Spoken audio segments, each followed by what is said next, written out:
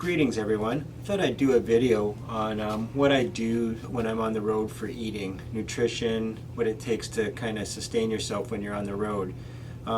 Eating really well, as in proper vegetables and nutrition all the time, is actually very challenging on the road because you don't have the access to the same cooking, fridge, freezer, all that stuff. So the answer to what you do when you're on the road for eating is actually not very simple. It just depends on the type of trip you're doing, the length, where it's at, and what you're able to carry. So if you're doing something like cross Canada, it kind of eliminates being able to do what one of my methods I like to do a lot is to use a food dehydrator, which you're going to see in a bit. I'm going to kind of show how I use it. I'm going to go over a few things that I'm going to dehydrate in it. But when you're on the road for a month or more, you can't carry that much of dehydrated food with you. It's just not possible space-wise. I suppose you could, but then you're probably carrying way too much. So luckily nowadays, if you're on the road and you're restocking when you travel through a city and you have access to foods, then there's a lot of products on the market now, from side dishes such as Sidekicks and stuff like that to Uncle Ben's makes all kinds of different rice dishes that you don't need any milk or anything like that, just water. So those are always available too. Uncle Ben's also makes these different like bean pouches where it's like a chili and different things to do with beans, like black beans and stuff. So you can make fajitas and all that stuff with those. So you can eat pretty well on the road.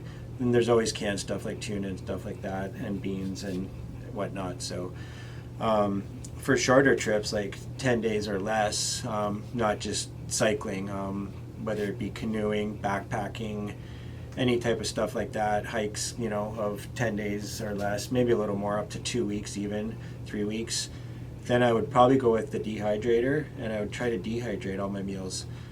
Those of you that aren't super familiar with a dehydrator, you can basically dehydrate anything, anything you can think of: chili, beans, all your fruits.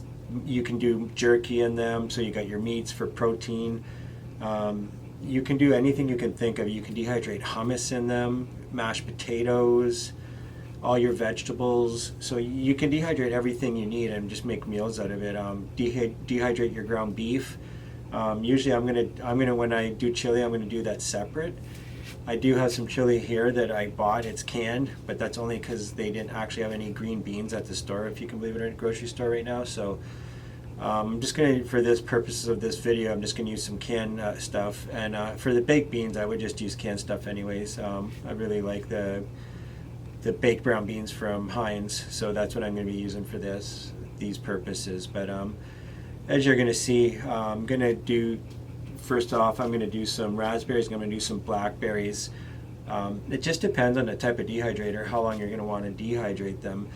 But I'm using an Excalibur, which I guess from my research and from everything I've seen is supposed to be one of the better ones. I've watched some videos where people are using the round ones, and I find when I go and use my dehydrator, the Excalibur, the round ones being that the air is blowing, I believe, from the bottom or the top, or both, I'm not sure. But with the Excalibur type ones, it's a fan on the back and it blows the air forward, so it goes over the whatever food's on the tray. From what I understand, that's the best type that you can get. And from what I can see, if the round ones say 8 hours, let's just say, to dehydrate something, it probably takes closer to 6 hours, maybe a little less with the Excalibur. And again, I'm not an expert, but that's just what I've found. So if anybody is really experienced with dehydrating and wants to give me some tips, I'm all for it for sure. The trays that come on them are just like this, and it's just see if you can see that. So it's just a liner that goes on top of it with holes in it. So obviously for the chili and the beans, you have to cover it with parchment paper, or ideally there's a Teflon or silicone mat that you would take this out and replace it with the silicone mat. I do not have those yet. I would like to get them though. I would also like to get another dehydrator, as mine's only a 4 drawer, so 4 of these. like to either get another 5-drawer one or ideally the 9-drawer one, and then with this one I have all kinds of space. So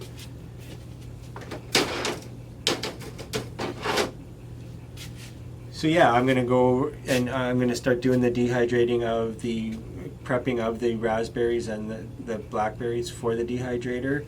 And as you're gonna see, I'm gonna just do a time lapse of this. And basically, I'm gonna leave the raspberries whole because I've done them whole before, but I am going to chop up the blackberries. I'm gonna cut some of them in half, and then I'm gonna leave one tray where they're whole and see what turns out better. So, and then when I'm done doing all this dehydrating, of the fruit, I'm going to do some ground beef, and I'm going to do some chili and some, like I said, baked brown beans. So let's start with the fruit and the raspberries and the blackberries. And when we're done doing all this dehydrating, I think what we'll do is we'll go outside, and I'll go to a spot right near where I live. So hi everyone, I'm just out here at Ojibwe Park. It's a little nature area near where I live in Windsor. I came out to go over what I do for eating on the road. It's a question that I see asked a lot, and I've had it asked of me, so I just thought I'd touch on it real quick. I'm not going to get into anything too extensive. I'm not a nutritionist, I'm not an expert on diet or anything like that. And as anybody that tours knows, eating on the road is extremely challenging. It's really, for the most part, you kind of end up eating junky food at truck stops and stuff like that. But when you are going through towns and you can access a grocery store, there are a lot of really good non-perishable foods that you can pick up. So I'm just going to go through a few of the things that I found last summer when I was on the road that I ended up really liking. And you know, there's obviously different companies that make different options of what I'm showing you, but in general there is a lot of prepackaged foods that you can do a lot with. So the first one I'll show you is just this company. It's from Barilla, and it's an Italian company. And they make a pre-cooked pasta, so they're really, really good. They're basically al dente, and all you have to do is heat them up. Normally you would stick these in a microwave, but I find if I just put a little water, or if I'm using marinara sauce, put that in there with it, if I'm using an oil and vinegar, whatever the liquid may be, very little of it will reconstitute this. So it's an excellent product. The packages are probably enough for 2 or 1 really good meal for 1 person at the end of the day after you've been riding and you're really hungry. So it comes in penne, the cut macaroni like these, and it also comes in a rigatoni style macaroni as well. So excellent product. I highly recommend them. They're about $2 to $2.50 each, I believe. Another thing I really like to use as well is these Knorr soups. All you do is add water and that's it. I found the chicken noodles really good, the minestrone's really good, and the vegetable soup is really good. These are about $2 each. Again, that's a full meal of soup though, and I honestly feel soup's one of the better meals that you can have when you're exercising and you need nutrients. It's got everything in it, and quite often I find when I'm really been working hard all day, I don't like to eat a lot of heavy food because I find I don't digest it well. So the soups often come in handy, and you can add whatever you want to them obviously as well. Any type of vegetable you want. So another product I found when I was on the road last year was these Uncle Ben's different beans. They're basically any type of bean or chili, and they're the same thing. They're ready to go. You just have to squeeze them into a pot. You can eat them right out of here if you want. You don't even have to heat them up, to be honest with you. And this one here is a southern chili, and then I got another one that's just a zesty Mexican bean. And this one's really good for tacos, I found. So excellent product. There's enough here for 2 people if you're going tacos and you're having, you know, something else like a side of rice with it or something like that, or rice with it. So I believe these are about $3 each, so they're not super cheap, but again, non-perishable in their own pouch, and they'll last forever. So, and then of course you got to have the tortillas if you're gonna do anything with beans. So I always have a bag of tortillas with me because I can do anything with them.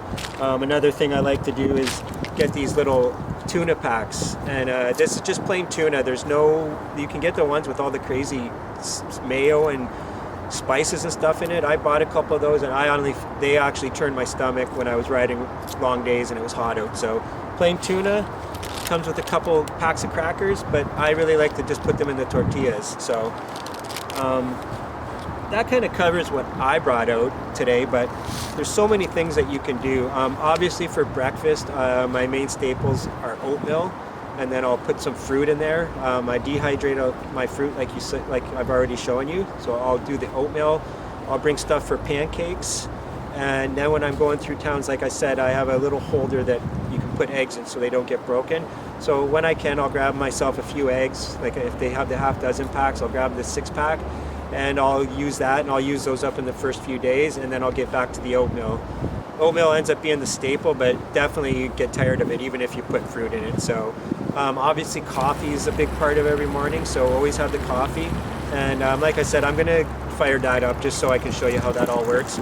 I'll probably insert a little clip of the coffee being done right now, and then I'll also do a little clip of how I would do it with these macaroni noodles, and I'll probably insert that right here as I'm talking, so you can see the pot I would use, my collapsible pot, and all that stuff. So again, eating on the road is really challenging, and it's probably, aside from navigation, eating and water are two of the biggest challenges. So I found last year that it isn't as hard to eat as good on the road as you would think. It's just a matter of thinking ahead of time. So anytime you go through a town, make sure you're stocked up, make sure you have everything you need.